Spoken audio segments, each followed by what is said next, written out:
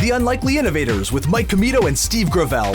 Presented by Cambrian R&D and the Center for Smart Mining. Steve, Michael, I might have hyped this up too much by telling you I had a really good intro. you told me you were going to tell me something funny. Yeah, now I worry that it's going to bomb. It's going to fizzle. You know what? You just have to lean into it. So if you're a fan of Encanto, you know that we don't talk about Bruno, but that's not the case today.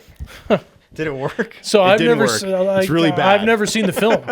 Have you heard the song? No. Oh. So okay. here's the thing. Like the one that you had a movie reference. I don't want to blow it, but there's a movie reference in the episode this week, and it went over very well. It did. And then you had to come back because just listeners at home, we actually film the intro after the interview. Yeah, I'm actually glad that he's not here for that. Yeah, because I'm sure he's heard it a lot. Yeah, but it's probably one of those jokes where. But the cringe face would have been excellent. But I do that for you and the viewers. Yeah, so anyway, thank you. This is why I usually start the episodes. And this is why I'll never start again. But that Encanto reference was to say that this month we are talking about Bruno. Bruno, yes, yeah. Bruno Lalonde, President and CEO of NSS Canada. We are at NSS with this great mural behind us. Absolutely. What did you take away from the interview? And you painted that? Is that true? Oh no, it's not for that. Yeah. No, I thought the interview was excellent. I think I always love the threads that come out. You know, we ask pretty distinct questions, but, you know, talking about community, not only the Sudbury community, but the mining community, the community and culture he's built in the company, I think, you know, that was a big thread for me. Mm-hmm. Yeah. And I think on that note, we should probably just go right to it because who can say it better than Bruno? Absolutely. So as you can tell, we've already started to have some fun here. But Bruno, thanks so much for joining us today. We have Bruno Lalonde, who's the president and CEO of NSS Canada. One of the things we like to do to sort of get things kicked off is sort of ask that what do you want to be when you grow up question in a more nuanced way. So when you were coming up through your early career, did you ever think it was possible that you'd ever own a mining tech company? Not a chance. It was kind of unique in how I got into this place, and I think it attests to like who you surround yourself with. And I mean, to this day and age, I always recommend, you know, surrounding yourself around some really cool people. But the person that influenced me into mining is Keith Watson. He was a big mentor for myself, and at one point in time, he came in my life, and it was a really good caveat. He's a mining engineer. He did a lot of work in the industry, and he said, "Hey, if you want to make some good money, why not check out mining?" And what I realized was it's not just about the money in mining. It's and you'll hear me talk a lot about community, and it's a really big thing to me. So I had the ability or the opportunity to really check it out firsthand while in school at Cambrian as a summer employee, summer employment, and it was something I never went back from. And then it just evolved. Did I ever expect to be in technology? No, I think things find you in ways that when, like I said, you surround yourself around some really pretty cool people and you get where you are. You know, you're talking about evolving earlier, and you know, I remember actually like we were just kind of confirming this off camera before we started shooting, but like when I first started at Cambrian, you know, back in what would have been 2016, 2017, we had a project with NSS involving a Leica BLK 360 surveying system. That's not the important part of the story, but the important part of the story was that, you know, NSS has been around for a while, and certainly it's been a part of my career at Cambrian since the entire time that I've been there. But for you, when you took over and took the reins, what's your vision been for the company since then? And can you talk a little bit about that? Yeah, I mean, I ended up becoming like I guess I'd say a tech geek in the space, and really understanding with my experience in the mining, starting in the survey side of things. It was more or less, it was me trying to really evolve into like saying, like, well, how can we capture what I've learned from being in the field, you know, being underground, and really making sure that we can evolve that into, you know, better practices. Mm-hmm. So, I mean, things that I learned as soon as coming to NSS is like, wow, had I have this tech when I was, you know, in industry, I would have really had, you know, I think it's efficiency. Efficiency is huge. And then my path forward from that was more or less is like, how do I maximize that for people that are outside to, you know, lessons learned from Bruno being in industry, how can I get that to outside world? And it was kind of evolved in that space. And so my vision was more or less is getting the technology to people that can use it, especially engineering firms, construction firms, and then mining, just to be more efficient and more cost-effective ways to really be smarter with your time. And then with that, I think a lot of that and how we maximize how, coming back into how we surround ourselves with not only technology, but actually really good humans. And then when surrounding ourselves with those people allows us to get that message out. So to credit to, before I took on the reign, Marty Workington was phenomenal. He was one of my biggest mentors. Yeah. He gave me the opportunity to take on this role. And I got to retire one of my best friends. So it was pretty cool. Yeah, That's that's awesome. such a neat way of saying that too. Retire one of your best friends. That's about that community, right? That we're all so close. I mean, it's not just you guys know.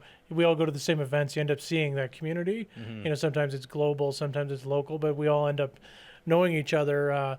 One of the things I want to give you the opportunity to do is to talk more about sort of what NSS is doing to really change how mining practices are done. So, we know like over the last 100 years, if you were to look at then and now, it looks like a big difference, but mining processes haven't changed that markedly in the last extended period. What is NSS doing to really sort of change and accelerate some of that technology change that we're seeing in the sector? Yeah, that's a great question. And I think, the timing's now when it comes to technology in the mining sector. And I really plan to capitalize on that. Not just for a personal gain, but I think there's a lot happening in today's day and world. So like where NSS stands is we stand to revolutionize the way that we position ourselves underground. So by that is, there's some key differences. There's some key things that we continuously tried in the challenges that are mining today. So mining, we have operational inefficiency. We have safety, accuracy, costly, reworks, manpower, and innovation. So what's really neat about some of the stuff that we've done and innovated into, in particular with our MOS system, Miner Operated Survey System, is we have been able to not solve every single one of those, but we add value to all of those solutions that mining's trying to solve today. So, I mean, if I can solve 10% of that problem, 10% of that problem equates to a global piece.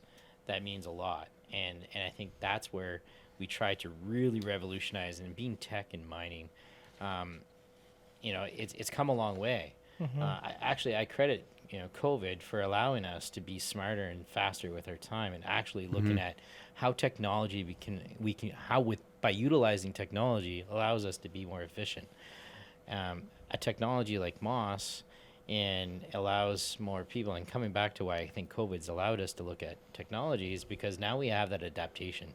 The change management processes are a lot more adaptive when looking at tech.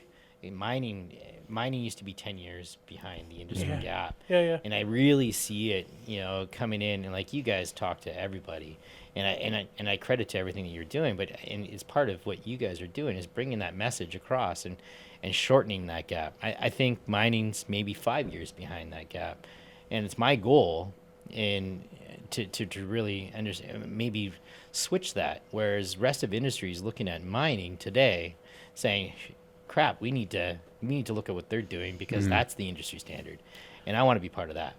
Yeah, and that's such an interesting way of putting it, because you always think about like what can we adopt from other industries into mining, but wouldn't it be awesome that one day we could start saying, that was tried first in mining and it was successful in mining, and now it's in forestry or agriculture or construction. And I'm sure there are examples that just aren't coming to my mind right now, but like that's I think where I want to see mining go. So, and I think it's kind of a lead into our further conversation. It's not it will become that. Yeah. And I think with where we are as this community, as in Sudburyans, we have the ability to push that envelope. And that's the game I'm playing. I think it's a fun game because it gets everybody, and we have so much resources in this city and in Northern Ontario to change that game. And I think that we can, if we get enough players, like, local people like Technica. Technica's doing tremendous amount of work and pushing the envelope, being the trailblazers to push that.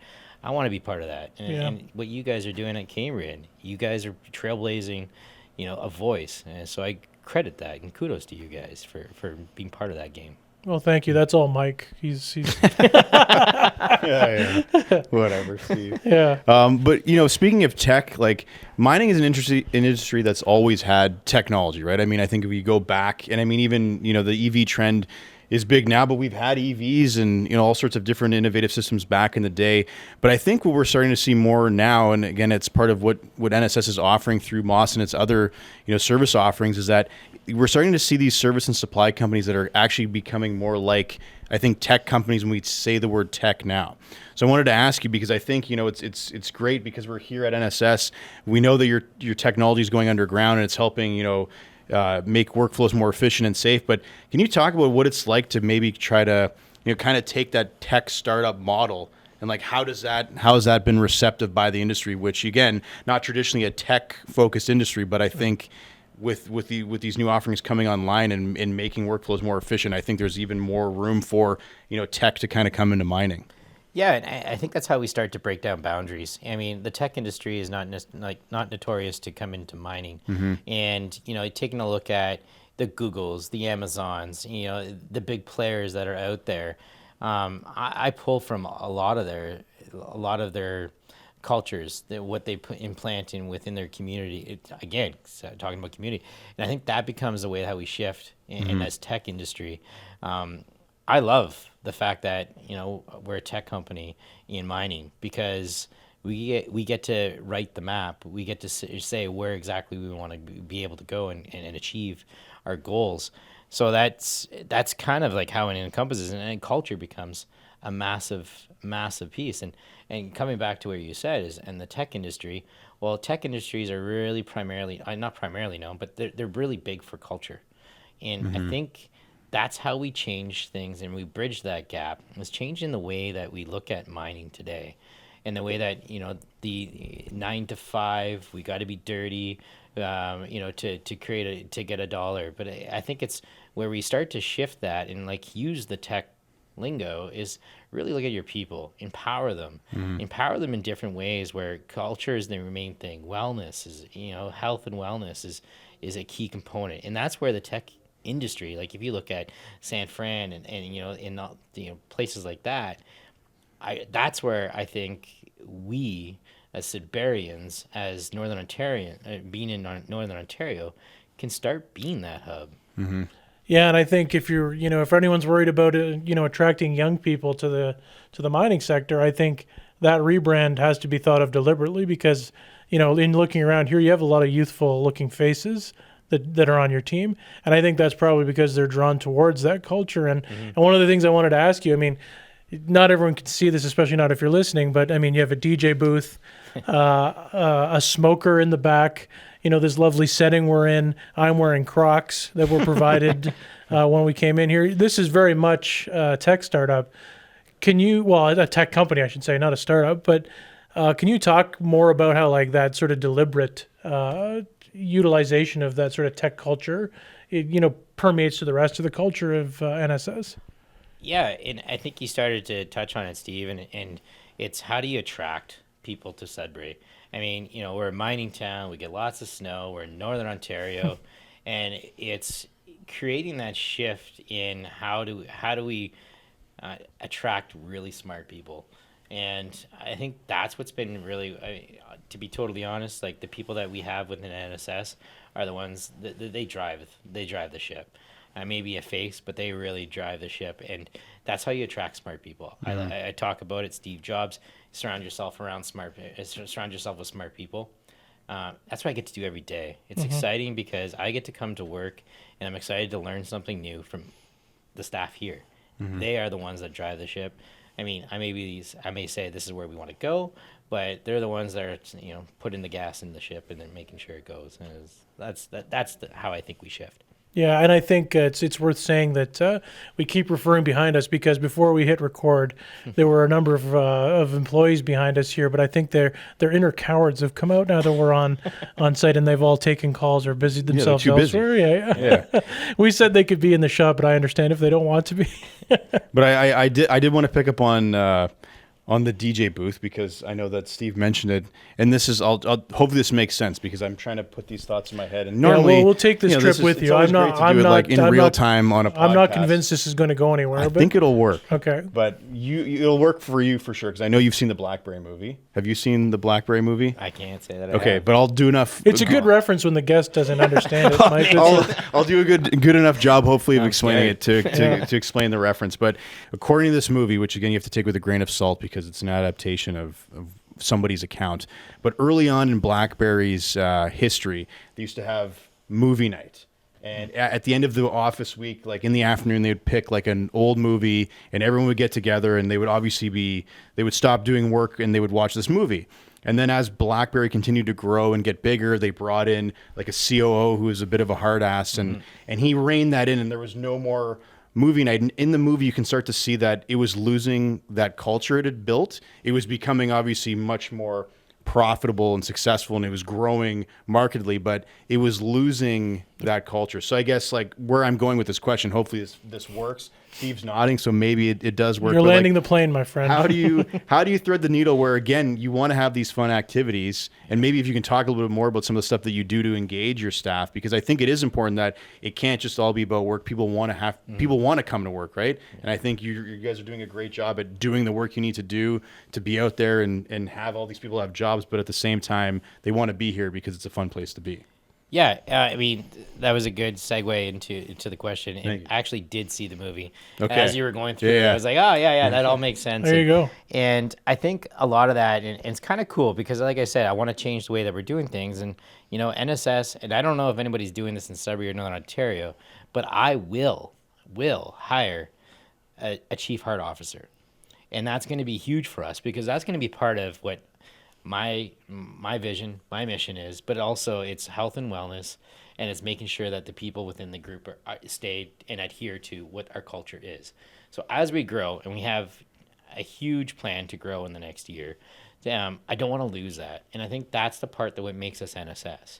So like eventually we, and having that is, okay, we may bring in executives, but I don't want to lose ever who we are. And I think that's what makes companies great. They define early who they are and what they want to achieve, and they define their brand. And from that brand, they never lose that brand. Like, I mean, we can talk about Apple.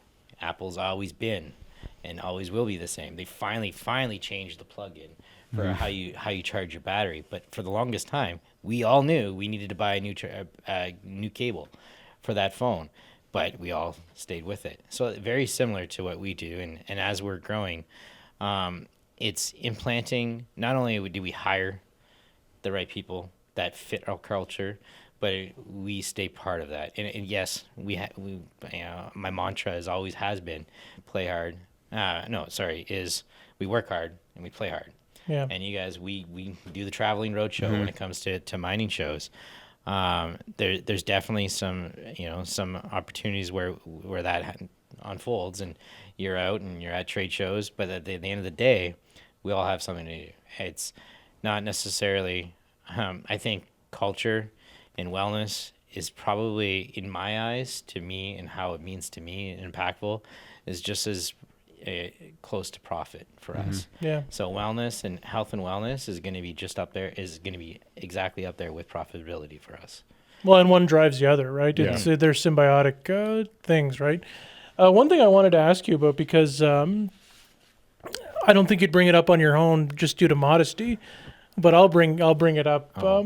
So you've obviously been part of the mining ecosystem, but one of the things that you really also are involved in is the community, and communities sort of come up over and over again, but you're part of the GSDC board. You're involved in so many other community activities. Maybe just for folks that like have heard of Sudbury or visit Sudbury for work, can you talk a bit about your love of Sudbury and what it has to offer more widely, and why you care about it so much? Yeah, I mean, I'm a Sudbury boy at heart. I'll never lose that. Everywhere I go in the world, I promote Sudbury. So, I mean, being part of these boards like the GSDC, and then Mine Connect's another big one where we connect vendors globally to everybody. allows us to really pinpoint Northern Ontario and Sudbury as being this ability, or having the ability to be like that center of excellence. I believe that Sudbury in Northern Ontario has the capability of being that underground leader globally. You know, and I think that's a huge thing. And where what's happening now is you're really starting to see collaborations. Like, for example, we have a collaboration with Komatsu, but we also collaborate with Maestro. We collaborate with all the vendors, and the vendors are more open to talking to each other. And it's not necessarily, and it's really cool. It's almost like a consulting piece when, as long as you're with your clients, you're listening to their problems. It's like, hey, I know somebody. I know somebody. Or I don't have that, but hey, I got this. You need to talk here. Yeah. And it's that collaboration. And the thing is, and it's, I travel all over the world, and it always comes back to a Sudbury or a Northern Ontario focused vendor. So being part of these boards allows myself to make sure that I'm staying focused on Sudbury community, and seeing where it's going. What really excites me is coming back to GSDC. We have a mayor that is probably the best mayor I think Sudbury has ever had. Paul Lefebvre understands, the decarbonization, understands battery electric, understands, and then has the ability to pull from so many different places because of his experience in politics. It's time to capitalize on that. And I think that's what makes me even more excited being a community member, being part of these things, is because I know leadership within our community is driving the same ship I'm driving. Yeah. Yeah. It's you wouldn't believe how much that comes up with the business owners we have in this community. And I think Mario Grassi said it the other day, it's the first time in a long time that, things are really coalescing, and you kind of get this feeling like, okay, everyone I talk to is sort of saying the same thing for once, and we might actually, have our eye all on the same prize and take advantage of the opportunities that are before us with critical minerals and the like. Yeah. I think one of the last things we wanted to ask you before we maybe close with the fun one was just to kind of get your perspective on, Sudbury as that global leader within the context of the rest of the world. So like Steve and I are typically singing from that hymn book that Sudbury is like the global mining hub, but I personally haven't had the chance to really check out other mining ecosystems around the world. Like I see a lot of these delegates at, PDAC and SAM and things like that. So I have an understanding of where we fit in the wider picture, but through your line of work, you're obviously traveling, you're looking to get your product into other mining ecosystems. Can you maybe talk about how maybe what you see elsewhere in the world, either validates, I think this song script we keep singing from, that Sudbury is and can be that underground mining leader? Yeah, I mean, one of the experiences and I think one of the coolest stories I tell a lot of people is a trip that I took to Newmont, Cerro Negro site. It's the deep south of our southern tip of Argentina. I was closer to penguins in Antarctica than I was to the equator. And going through site, it's an all full Spanish site. We're there for 2.5 weeks. Week 2, I'm in and I'm walking to the canteen at the time, and I hear Bruno.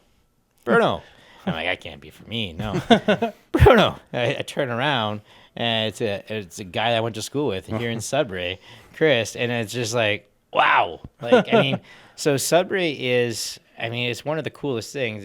Not just Sudbury. Mining is huge. It's global, but it's very small.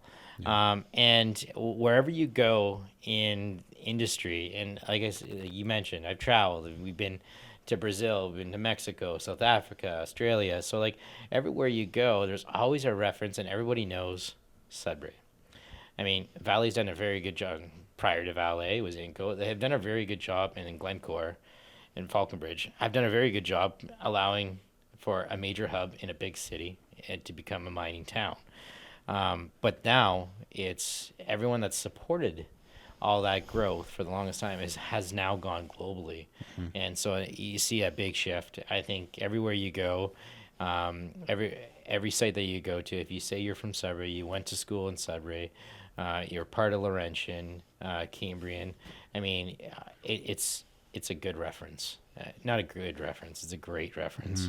And it normally always has a conversation around it. Hey, I know who, so Yeah, someone yeah. I know that, Yeah. and then you're like, yep, I know him, I know Yeah, that yeah. person.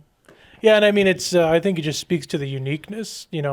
Having a mine life of over 100 years, and then a supply sector that's grown out of it. I mean, there's not too many other districts in the world that have been able to capitalize on that the way we have, right? Never, none. Yeah. Like, I mean, it's, and you said that's a great way to sum it up. Yeah. They've grown out of that and now supplies the rest of the world. So it's phenomenal. Yeah.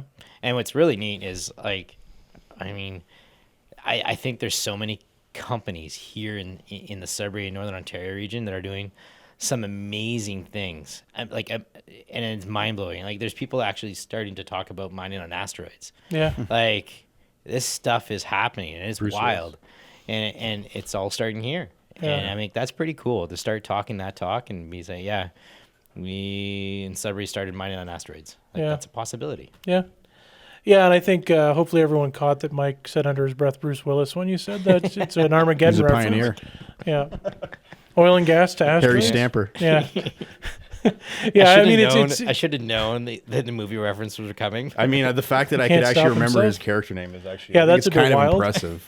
'Cause you can't- or sad. what Maybe was a it little that I sad. read? You can't. It's way it's way easier to train drillers to become astronauts than to than just train train astronauts astronauts to to be be drillers. Yeah. Yeah. Yeah. Anyway. No, I think you've got the last word. Oh, is it me? Yeah. Well, I mean, like one of the we talked about this beforehand, so you could take this however you want to and bring it wherever you want to. But what we like to close with is just typically we've talked about technology or business or ecosystems, and then at the end we kind of just want to understand a bit more about our subject that we're talking to. In this case, you. What does Bruno Lalonde do for fun, other than be at this very fun workplace? You know what? My wife is my best friend, and my kids are my pride and joy. So those take up a lot of my time. So I mean, and until you have that ability, and I think it's as being a father, a husband, it's definitely something that I take a lot of pride in. That work-life balance is huge for us, and then same thing with the rest of the employees. So I try to make sure that that's a big thing. So yeah, if I'm not out with the wife and kids. As a big sports guy growing up my entire life, I played pretty much every sport. Big hockey fan, waiting for the Sens 365 to come. Do they have enough history for that? I don't know. You're getting there. I think if I just prioritize it later down the road, Yeah. eventually we'll get there. Yeah. So yeah, obviously diehard Sens fan. And I'm like, I think finding I find time every day to be active. That's one of my biggest things. As you can see, like within the group here is health and wellness. I got to lead by example. So I'm at the gym pretty much every day. We leave at lunch. There's a bunch of us that go. So like I like going there. Currently I'm training for a strongman comp. So like that's going to be something that we're going to be looking forward to. So I do that. In my spare time. And then I think with that, it's, I think a healthy body is a healthy brain. So, I mean, I like to go with that. So it's, we do a lot of fun things. Like I said, I'm always up for an adventure. Yeah.